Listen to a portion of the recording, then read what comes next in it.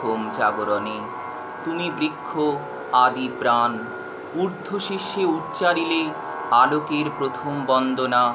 ছন্দহীন পাষাণের বক্ষ পরে আনিলে বেদনা নিঃসার নিষ্ঠুর মরুস্থলে। সেদিন অম্বর মাঝে শ্যামে নীলে মিশ্র মন্ত্রে স্বর্গলোকে জ্যোতিষ্ক সমাজে মর্তের মাহাত্ম্য গান করিলে ঘোষণা। যে জীবন মরণ তরুণতার বারংবার করি উত্তরণ, যাত্রা করে যুগে যুগে অনন্তকালের তীর্থপথে নব নব পান্থশালে বিচিত্র নূতন দেহরথে। তাহারি বিজয় ধ্বজা উড়াইলে নিঃশঙ্ক গৌরবে অজ্ঞাতের সম্মুখে দাঁড়াই। তোমার নিঃশব্দ রবে প্রথম ভেঙেছে স্বপ্ন ধরিত্রীর, চমকি উল্লসী নিজেরে পড়েছে তার মনে। দেবকন্যা দুঃসাহসী কবে যাত্রা করেছিল জ্যোতিষ স্বর্গ ছাড়ি দিন বেশে পাংশু ম্লান গৈরিক বসন পরা।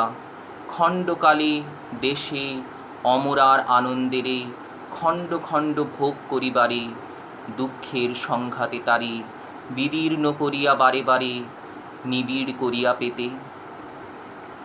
মৃত্তিকার হেবীর সন্তান সংগ্রামে খসিলে তুমি মৃত্তিকারে দিতে মুক্তিদান মরুর দারুণ দুর্গ হতে। যুদ্ধ চলে ফিরে ফিরে সন্তরী সমুদ্র উর্মি, দুর্গম দ্বীপের শূন্য তীরে শ্যামলের সিংহাসন প্রতিষ্ঠিলে। অদম্য নিষ্ঠায় দুস্তর শৈলের বক্ষে প্রস্তরের পৃষ্ঠায় পৃষ্ঠায় বিজয় আখ্যান লিপি লিখি দিলে পল্লব অক্ষরে। ধুলিরে করিয়া মুগ্ধ চিহ্নহীন প্রান্তরে প্রান্তরে ব্যাপিলে আপন পন্থা। বাণী শূন্য ছিল একদিন জলস্থল শূন্যতল, ঋতুর উৎসব মন্ত্রহীন শাখায় রচিলে তব সঙ্গীতের আদিম আশ্রয়। যে গানে চঞ্চল বায়ু নিজের লোভিল পরিচয়, সুরের বিচিত্র বর্ণে আপনার দৃশ্যহীন তনু রঞ্জিত করিয়া নিল। পঙ্কিল গানের ইন্দ্রধনু উত্তরীর প্রান্তে প্রান্তে, সুন্দরের প্রাণ মূর্তিখানি মৃত্তিকার মর্তপটে দিলে তুমি প্রথম বাখানি। টানিয়া আপন প্রাণে রূপশক্তি সূর্যালোক হতে, আলোকের গুপ্তধন বর্ণে বর্ণে বর্ণিলে আলোতে। ইন্দ্রের অপ্সরী আসি মেঘে মেঘে হানিয়া কঙ্কন, বাষ্পপাত্র চূর্ণ করি লীলা নেত্রে করেছে বর্ষণ যৌবন অমৃত রস। তুমি তাই নিলে ভরি ভরি আপনার পত্র পুষ্পপুটে, অনন্ত যৌবনা করি সাজাইলে বসুন্ধরা। হে নিস্তব্ধ হে মহাগম্ভীর, বীর্যেরে বাঁধিয়া ধৈর্যে শান্তিরূপ দেখালে শক্তির। তাই আসি তোমার আশ্রয়ে শক্তি দীক্ষা লভিবারে, শুনিতে মৌনের মহাবাণী দুশ্চিন্তার গুরুভারে। নত শীর্ষ বিলুণ্ঠিতে শ্যাম সৌম্য ছায়াতলে তব প্রাণের উদার রূপ রসরূপ নিত্য নব নব। বিশ্বজয়ী বীররূপ ধরণীর বাণীরূপ তার লোভিতে আপন প্রাণে। ধ্যান বলে তোমার মাঝার গেছি আমি, জেনেছি সূর্যের বক্ষে জলে বহ্নিরূপে সৃষ্টিযজ্ঞে সেই হোম। তোমার সত্তায় চুপে চুপে ধরে সাই স্ন্যাম স্নিগ্ধ রূপ। ওগো সূর্য রশ্মি পাই শত শত শতাব্দীর দীন ও ধেনু দুহিয়া সদাই। যে তেজে ভরিলে মজ্জা মানবেরে তাই করি দান। করেছ জগৎ জয়ী দিলে তারে পরম সম্মান। হয়েছে সে দেবতার প্রতিস্পর্ধী, সে অগ্নিচ্ছটায় প্রদীপ্ত তাহার শক্তি বিশ্বতলে বিস্ময় ঘটায় ভেদিয়া দুঃসাধ্য বিঘ্ন বাধা। তব প্রাণে প্রাণবান তব স্নেহচ্ছায়ায় শীতল, তব তেজে তেজিয়ান সজ্জিত তোমার মাল্যে যে মানব। তারই দূত হয়ে ওগো মানবের বন্ধু আজি এই কাব্য অর্ঘ্য লয়ে, শ্যামের বাঁশির তানে মুগ্ধ কবি আমি অর্পিলাম তোমায় প্রণামী। আজকের আলোচনার বিষয়বস্তু বৃক্ষরোপণ ও হলকর্ষণ উৎসব। প্রথমেই আসি বৃক্ষরোপণ উৎসব প্রসঙ্গে। 1941 সালের 22শে শ্রাবণ, ভরা বর্ষায় আপামর বঙ্গবাসীর মাথার ওপর থেকে বিরাট ছায়াটি গুটিয়ে চিরতরে চলে গেলেন রবীন্দ্রনাথ ঠাকুর। 22শে শ্রাবণ সেই থেকে বাঙালির শোকের দিন, তাঁদের শ্রেষ্ঠ সন্তানকে স্মরণের দিন। কবিতায়, গানে, আলোচনায় চলে সেই স্মরণ। এ যেন অনেকটা গঙ্গা জলে গঙ্গা পুজো, অথচ এই দিন অনেকটাই আলাদা হয়ে যায় রবীন্দ্রনাথের প্রাণের শান্তিনিকেতন। সেখানে তিরোধান দিবসে কবিকে স্মরণ করা হয় ভিন্নভাবে, হয়তোবা আরও নিবিড়তায়। ৭৮ বছর ধরে প্রতিটি 22শে শ্রাবণে শান্তিনিকেতনে পালিত হচ্ছে বৃক্ষরোপণ উৎসব। নিজস্ব রীতি ও ঐতিহ্য মেনে বৃক্ষরোপণের ভেতর দিয়েই এখানে স্মরণ করানো হচ্ছে রবীন্দ্রনাথকে। শান্তিনিকেতনে বৃক্ষরোপণ উৎসবের সূচনা করেছিলেন স্বয়ং রবীন্দ্রনাথ ঠাকুর। 1332 বঙ্গাব্দের 25শে বৈশাখ কবির 64 বছরের জন্মদিনে উত্তরায়ণের উত্তরে পথের ধারে পঞ্চবটি প্রতিষ্ঠা করেছিলেন তিনি। নিজের হাতে রোপণ করেছিলেন অশ্বত্থ, বট, বেল, অশোক, আমলকি গাছের চারা। আশ্রমের প্রথম বৃক্ষরোপণ উৎসব উপলক্ষে পণ্ডিত বিধুশেখর শাস্ত্রী আশ্রমের প্রথম এই বৃক্ষরোপণ উৎসব উপলক্ষে রচনা করেছিলেন একটি শ্লোক: পান্থানাং পশুনাং পক্ষীনাং চ হিতেচ্ছায়া এষা পঞ্চবটি রবীন্দ্রে নেহ প্রপিতা। এরপরে 1928 সালের 14ই জুলাই বৃক্ষরোপণ উৎসবে শান্তিনিকেতনের পিয়ারসন পল্লীতে নিজের হাতে বকুল গাছের চারা রোপণ করেছিলেন রবীন্দ্রনাথ। এই অনুষ্ঠানের কথা উল্লেখ করে পুত্রবধূ প্রতিমা দেবীকে এক চিঠিতে তিনি লিখেছেন, তোমার টবের বকুল গাছটাকে নিয়ে অনুষ্ঠানটা হলো। পৃথিবীতে কোনো গাছের এমন সৌভাগ্য কল্পনা করতে পারো না। সুন্দরী বালিকারা সুপরিচ্ছন্ন হয়ে শাঁখ বাজাতে বাজাতে, গান গাইতে গাইতে গাছের সঙ্গে যজ্ঞক্ষেত্রে এলো। তখনই বৃক্ষরোপণ উৎসব শান্তিনিকেতনের অন্যান্য উৎসব আচার অনুষ্ঠানের মতো একটি নিজস্ব চরিত্র পেয়ে গেছে।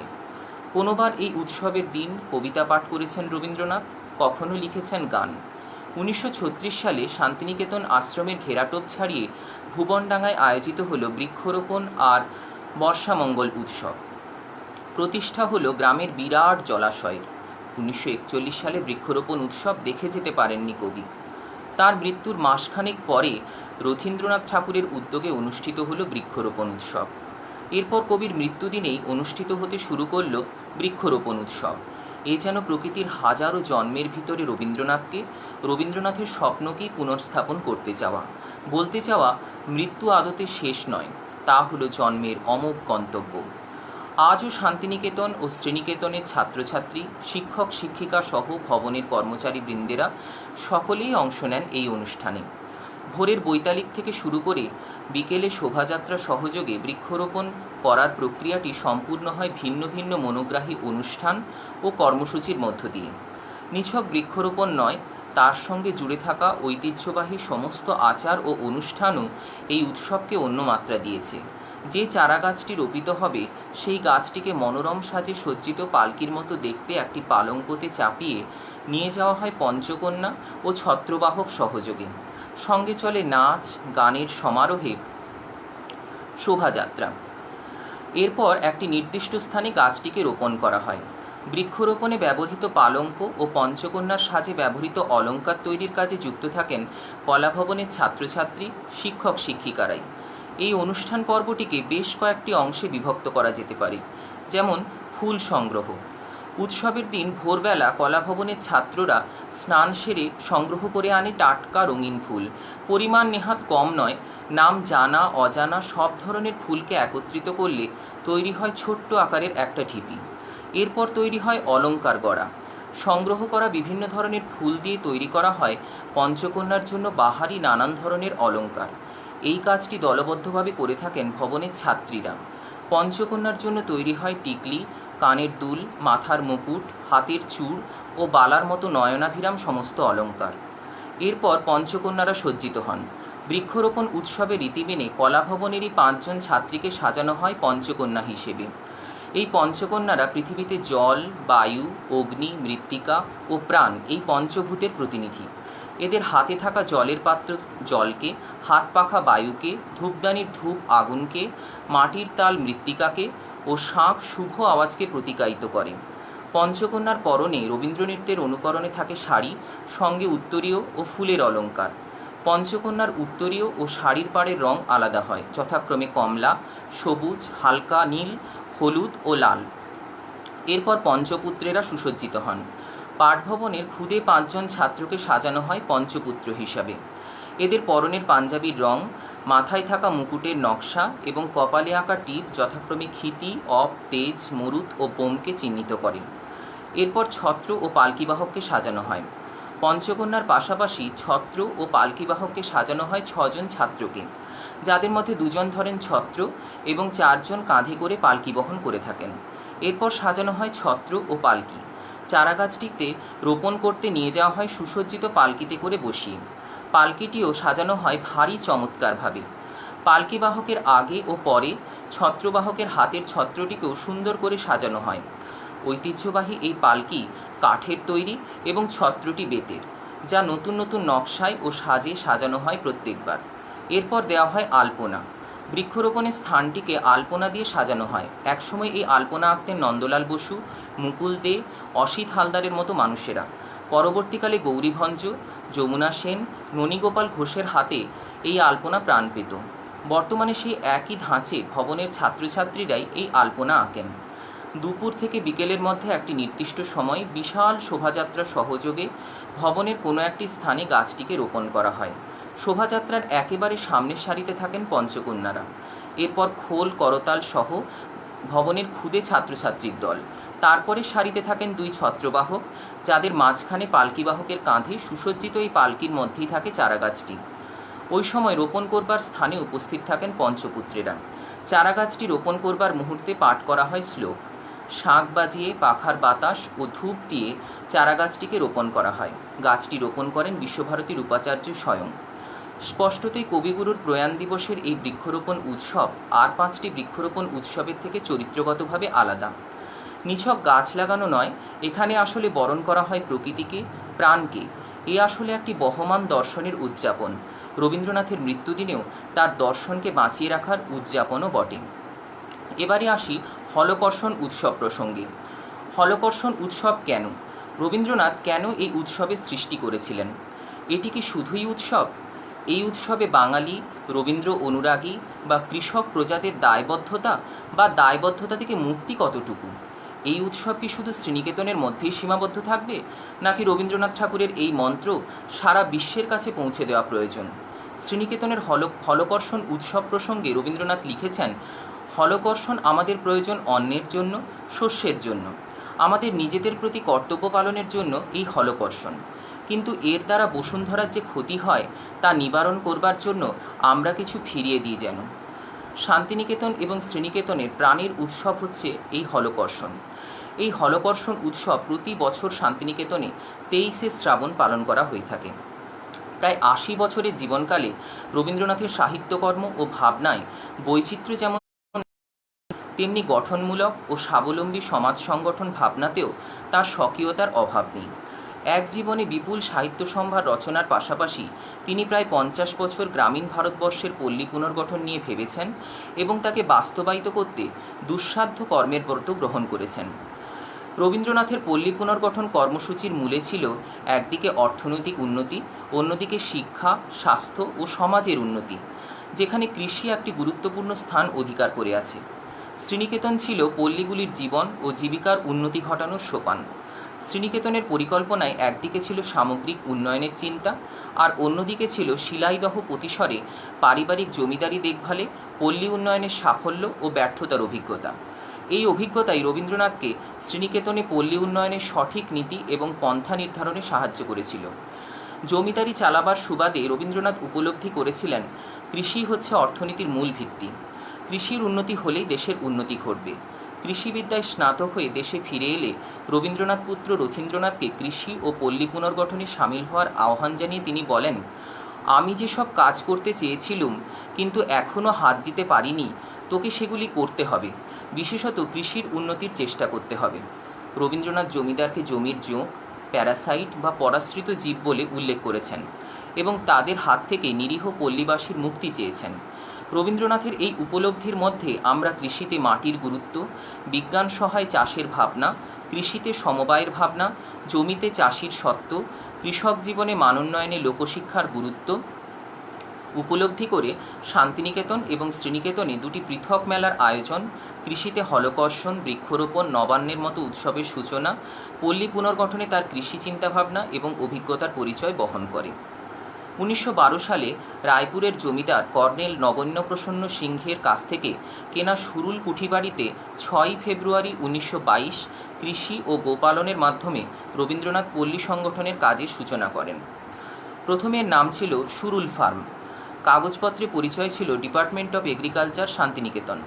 ডিসেম্বর 22, 1921 বিশ্বভারতী সোসাইটি প্রতিষ্ঠিত হলে সোসাইটির বিধি অনুসারে শান্তিনিকেতন কর্মসমিতি ও সুরুল সমিতি, তখনকার নাম ছিল সুরুল এগ্রিকালচারাল বোর্ড, নামে দুটি পৃথক সমিতি গঠিত হয়।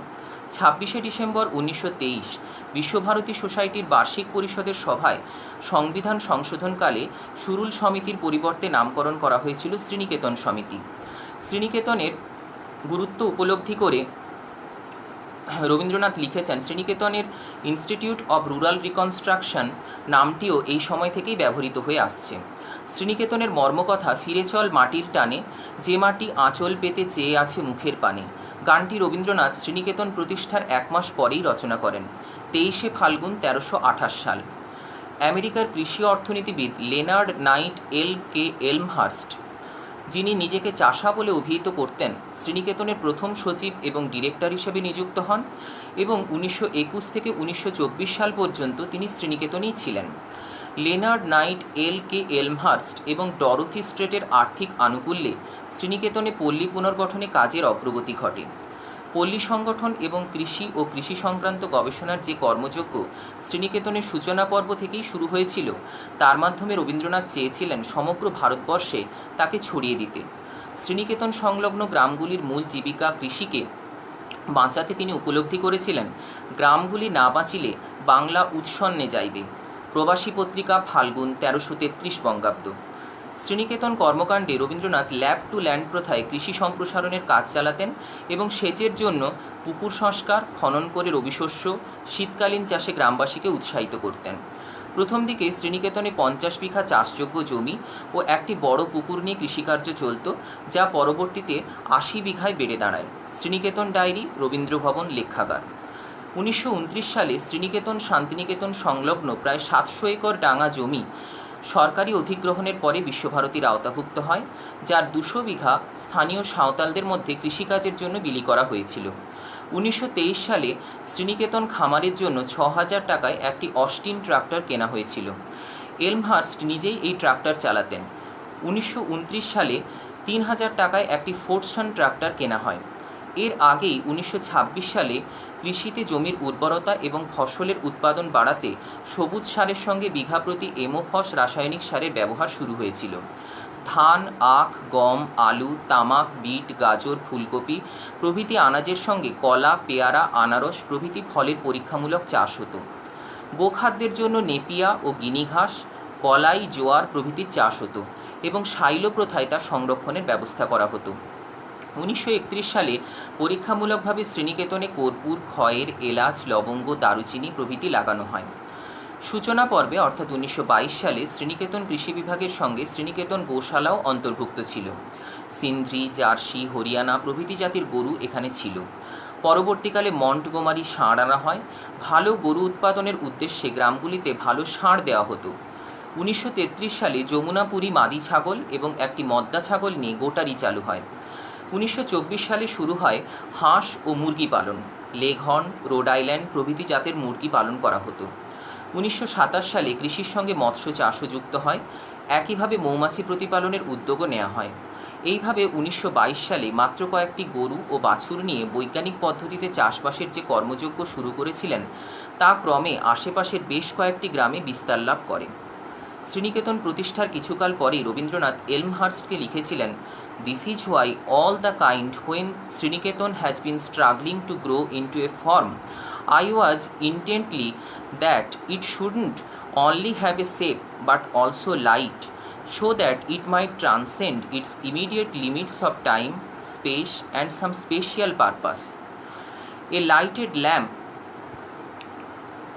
is for us the end and not a lump of the fold.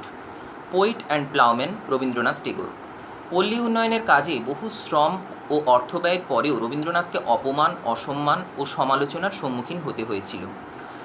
1937 সাল 30শে ফাল্গুন 1314 বঙ্গাব্দ রবীন্দ্রনাথের বয়স যখন 76 বছর, সাহিত্যের এক আড্ডায় শান্তিনিকেতনী ঘরানায় সৌজন্য বজায় রেখে রবিবাসরে উপস্থিত সদস্যদের সামনে তিনি তার ক্ষোভ প্রকাশ করে বলেন, আমি ধনী নই, আমার যে সাধ্য ছিল, আমার যে সম্পত্তি ছিল, যে সামান্য সম্বল ছিল, আমি এই অপমানিতের জন্য তা দিয়েছি। আজ আপনারা কবি রবীন্দ্রনাথকে নয়, তার কর্মের অনুষ্ঠানকে প্রত্যক্ষ করুন, দেখে লিখুন, সকলকে জানিয়ে দিন কত বড় দুঃসাধ্য কাজের ভিতর আমাকে জড়িয়ে ফেলতে হয়েছে। পশ্চিমবঙ্গ তথা সমগ্র ভারতে কৃষক কল্যাণের যে সরকারি প্রয়াস, তাতে অনস্বীকার্য রবীন্দ্রনাথের শ্রীনিকেতন, এবং এই শ্রীনিকেতন ঘরানাই পরবর্তীকালে রবীন্দ্রনাথের শ্রীনিকেতন মডেল হয়ে উঠেছিল। বর্তমানে ভারতের পল্লী উন্নয়ন কর্মসূচির আঁতুড়ঘর ছিল এই শ্রীনিকেতন। তার পল্লী পুনর্গঠন পরিকল্পনার মূল 3টি মতাদর্শ, আত্মশক্তি, সমবায় ও উন্নয়নের উদ্বোধন, আজ সমগ্র ভারতে গ্রামোন্নয়নের ভিত্তি। রবীন্দ্রনাথের পল্লী উন্নয়নের মডেল সমগ্র ভারতে প্রশংসনীয় উদ্যম ও আদর্শ হিসেবে গণ্য হলেও দুঃখের বিষয় তা অনুসরণীয় হলো না। তথাপি বলা যায় রবীন্দ্রনাথ পল্লী সংগঠক রূপে ভারতের অন্যতম পথিকৃৎ। শুভ রবিবাসরীয় সন্ধ্যা, আবার হাজির হয়েছি ফেসবুক লাইভে আমার সাপ্তাহিক রবীন্দ্রসঙ্গীতের অনুষ্ঠানে, যার নাম আমারই তুমি অশেষ করেছ। আজকের বিশেষ পর্ব রবীন্দ্রনাথের হলকর্ষণ ও বৃক্ষরোপণ উৎসবের গান। সেই মহোৎসবের আহ্বান এসেছে পৃথিবীতে। আকাশে মেঘের গুরু গুরু ভেরি রবে, তার ঘটেছে শুভ সূচনা। আজ ধরণীতে সবুজ শ্যামলিমার ঘটবে অভিষেক। পূর্ববায়ু দিকে দিকে তারই ঘোষণা করছে। অরণ্য আজ মাতোয়ারা নৃত্যের তালে তালে। ঝর্নার কলতানে ধরণীর আনন্দ উছলে পড়ছে। শ্রাবণের বর্ষাধারার কদম্বের পাতায় পাতায় সেই মহোৎসবের ঢেউ লেগেছে। কবির লেখনীতে ফুটে উঠেছে তারই দৃষ্টিনন্দন রূপ। আহ্বান আসিল মহোৎসবে, আহ্বান আসিল মহোৎসবে, অম্বরে গম্ভীর ভেরি রবে, আহ্বান আসিল মহোৎসবে। পূর্ববায়ু চলে ডেকে শ্যামলের অভিষেকে, পূর্ববায়ু চলে ডেকে শ্যামলের অভিষেকে। অরণ্যে অরণ্যে নৃত্য হবে, আহ্বান আসিল মহোৎসবে। অম্বরে গম্ভীর ভেরি রবে, আহ্বান আসিল মহোৎসবে। নির্ঝর কল্লোল কল কলে ধরণীর আনন্দ ছলে,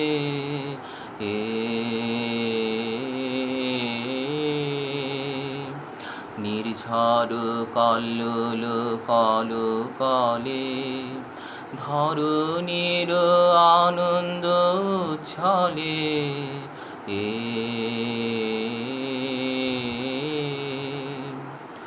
শ্রাবণের বিনা পানি মিলালো বর্ষণ বাণী, শ্রাবণের বিনা পানি মিলালো বর্ষণ বাণী। কদম্বের পল্লবে পল্লবে আহ্বান আসিল মহোৎসবে। অম্বরে গম্ভীর ভেরি রবে আহ্বান আসিল মহোৎসবে। ধরণী আজ সেই মহোৎসবে জেগে বসে আছে দূরের পানে চেয়ে। কোনো এক অনাগত অতিথির উত্তরীয়ের পরশে তার মনে লেগেছে হরষের পুলক স্পর্শ। কাননবিধি গাইছে তারই মিলন গীতি আকাশের নবীন মেঘের পানে চেয়ে। ধরণীর মাথায় আজ কদম ফুলের মুকুট, তার চোখে নীল অঞ্জনের রেখা। নবশ্যামল দুর্বাদলে লেগেছে প্রাণের স্পর্শ, আকাশে তড়িৎ শিখার তীব্র ঝলকানি। এমনই বর্ষামেদুর হলকর্ষণ উৎসবে কবি লিখলেন এই গান। ধরণী দূরে কেন আজ আছিস জেগে, যেন কারো উত্তরীয়ের পরশের হরষ লেগে। ধরণী দূরে কেন আজ আছিস জেগে। আজিকার মিলন গীতি ধ্বনিছে কানন বিথি, আজিকার মিলন গীতি ধ্বনিছে কানন বিথি। মুখে চাই কোন তিথি আকাশের নবীন মেঘে। ধরণী দূরে কেন আজ আছিস জেগে। ধরণী দূরে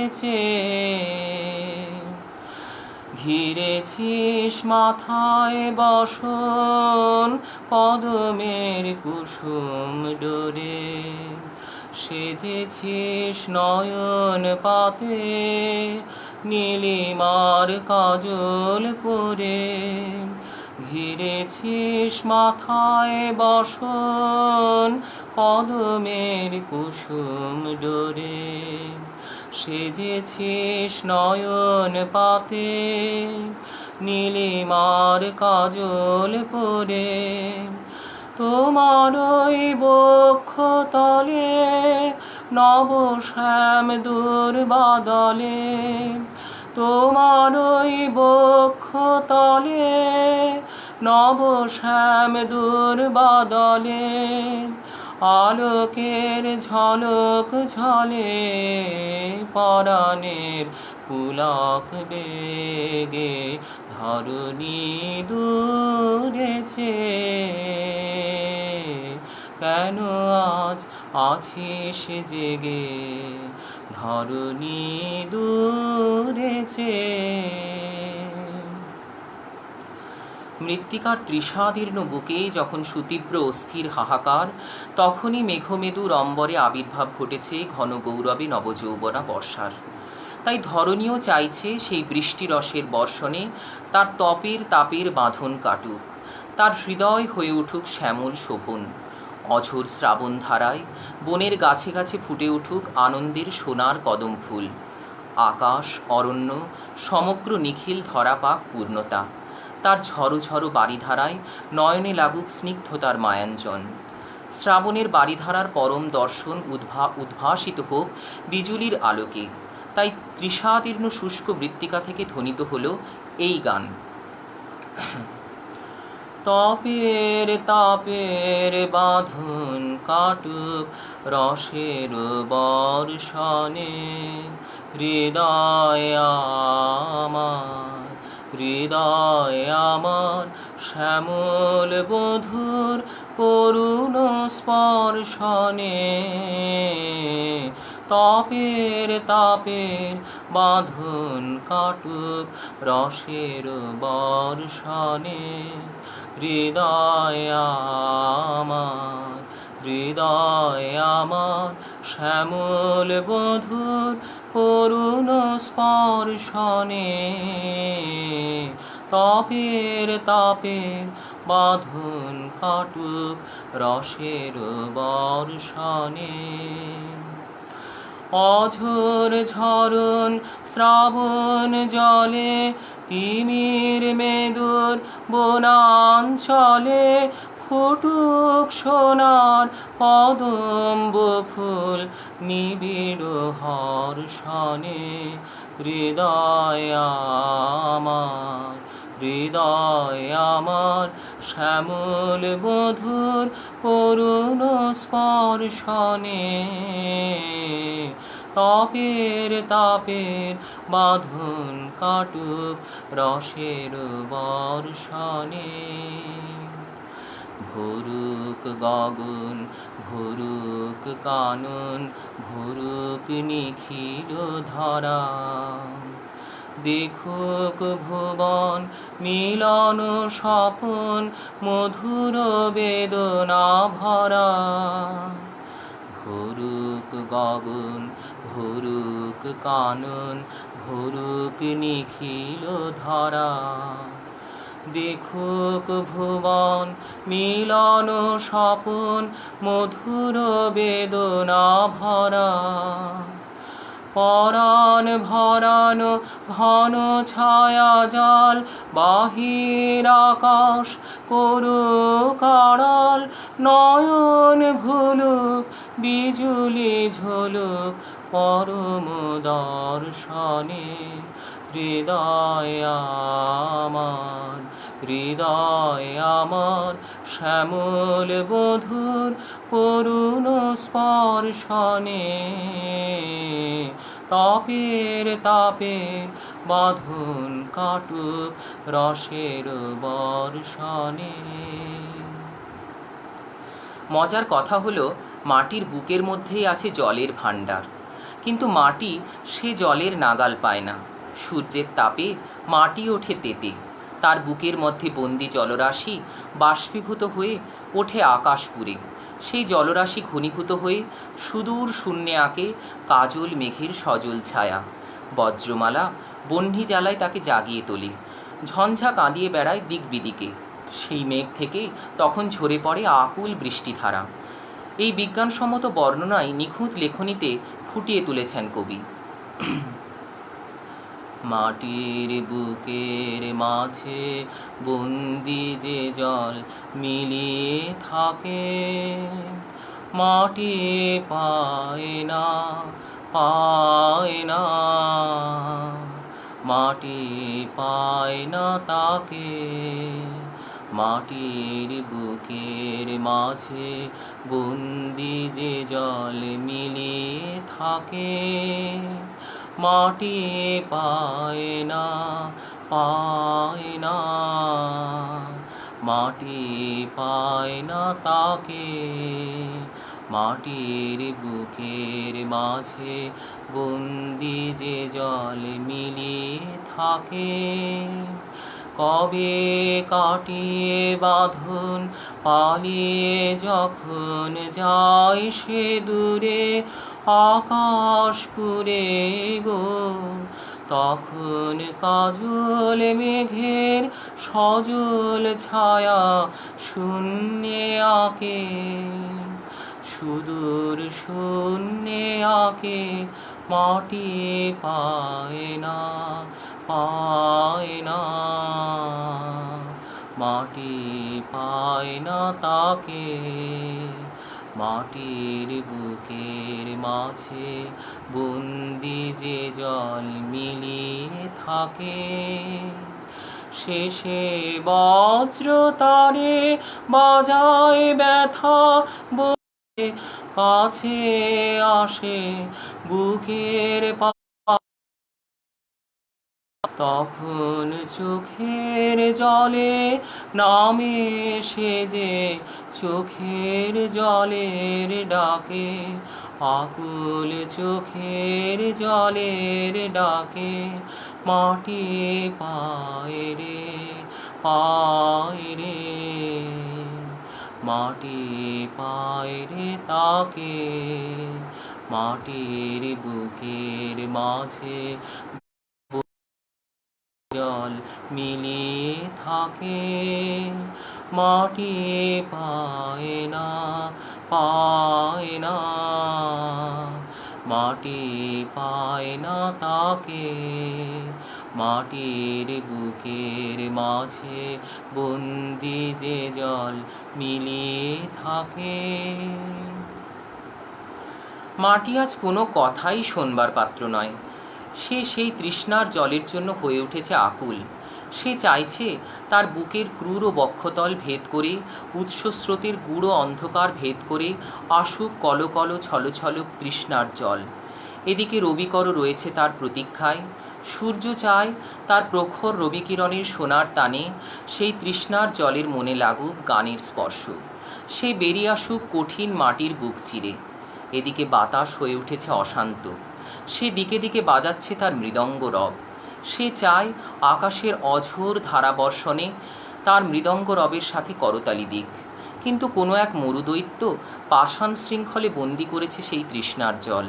তাই তো কবি ডাক দিলেন সেই তৃষ্ণার জলকে তার বন্দি পাষাণকারা ভেদ করে বেরিয়ে এসে বন্ধহীন ধারা হিসেবে ঝরে পড়ার।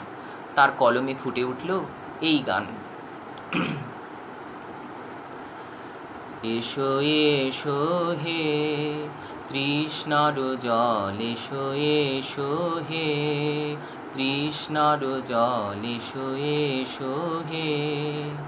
হে তৃষ্ণার জল এসো এসো, কলকল ছল ছল এসো এসো হে। ভেদ কর কঠিনের ক্রূর বক্ষতল, কলকল ছল ছল এসো এসো হে তৃষ্ণার জল, এসো এসো হে। এসো এসো উৎস স্রোতে গূঢ় অন্ধকার হতে, এসো হে নির্মল কলকল ছল ছল এসো এসো হে তৃষ্ণার জল, এসো এসো হে। রবিকর রহে তব প্রতীক্ষায়, তুমি যে খেলার সাথী, তুমি যে সে তোমারে চাই রহে প্রতীক্ষায়। তাহারি সোনার তান তোমাতে জাগায় গান, এসো হে উজ্জ্বল কলকল ছল ছল এসো এসো হে তৃষ্ণার জল, এসো এসো হে। হাঁকিছে অশান্ত বায়, আয় আয় আয় সে তোমায় খুঁজে যায়, আয় আয় আয় হাঁকিছে অশান্ত বায়।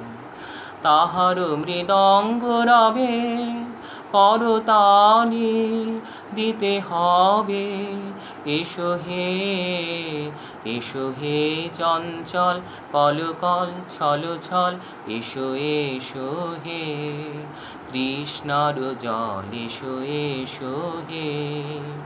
মরুদৈত্য কোন মায়া বলে, মরুদৈত্য কোন মায়া বলে তোমারে করেছে বন্দি পাষাণ শৃঙ্খল ছল, এসো এসো হে তৃষ্ণার জল, এসো এসো হে।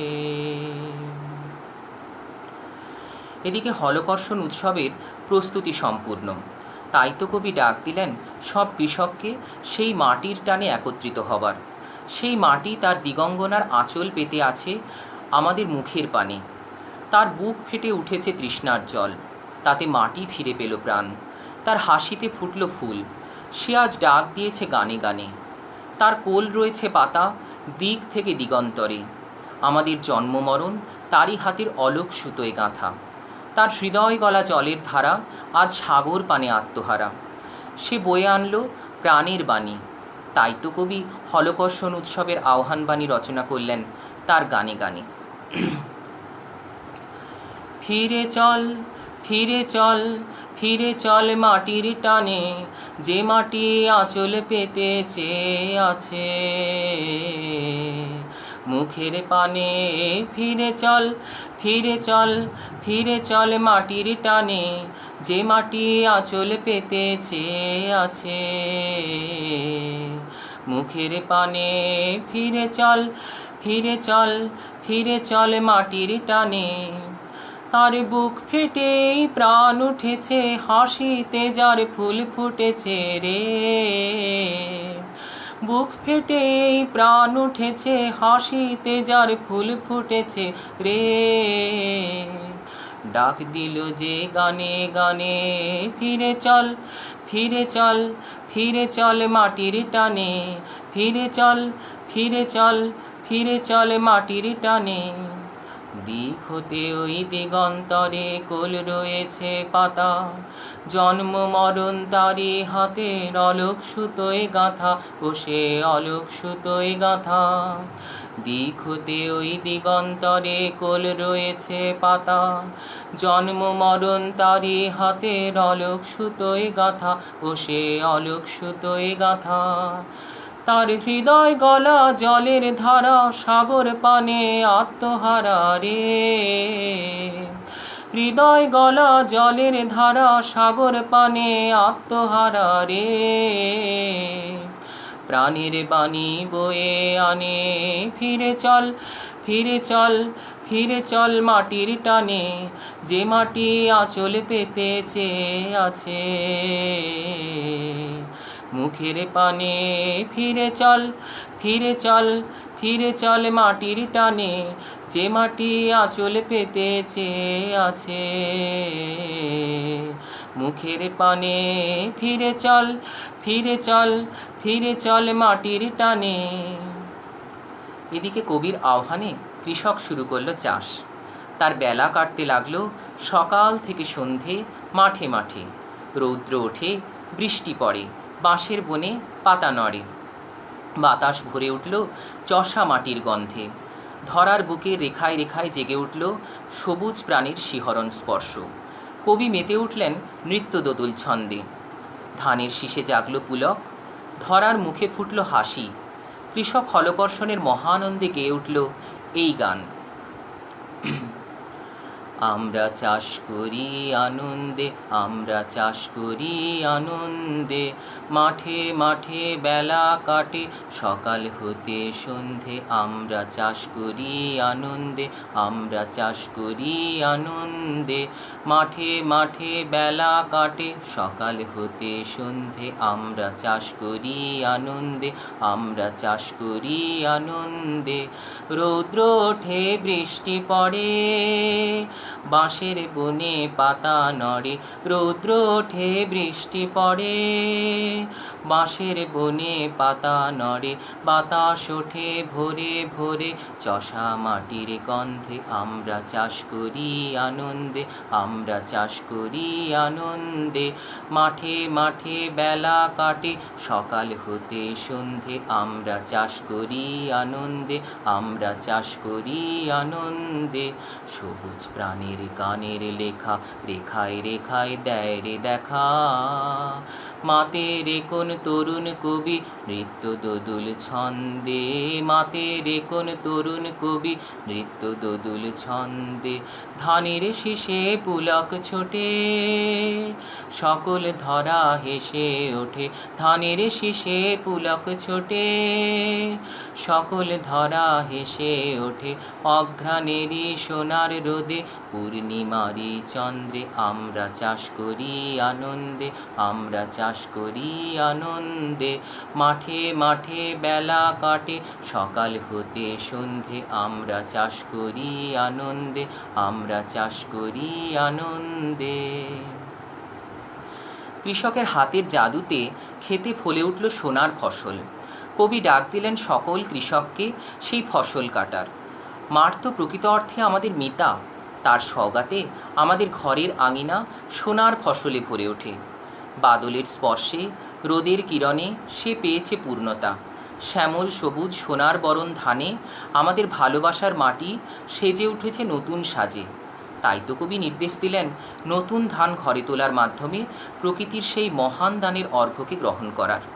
তার নির্দেশ ফুটে উঠল গানে গানে।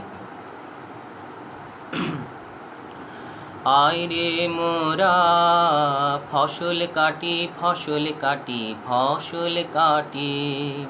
আয় রে মোরা ফসল কাটি ফসল কাটি ফসল কাটি, আয় রে মোরা ফসল কাটি ফসল কাটি ফসল কাটি, আয় রে মোরা ফসল কাটি ফসল কাটি ফসল কাটি। মাঠ আমাদের মিতা, মাঠ আমাদের মিতা ওরে, আজ তারি সগাতে মোদের ঘরের আঙন, ঘরের আঙন সারা বছর ভরবে দিনে রাতে মোদের ঘরের আঙন।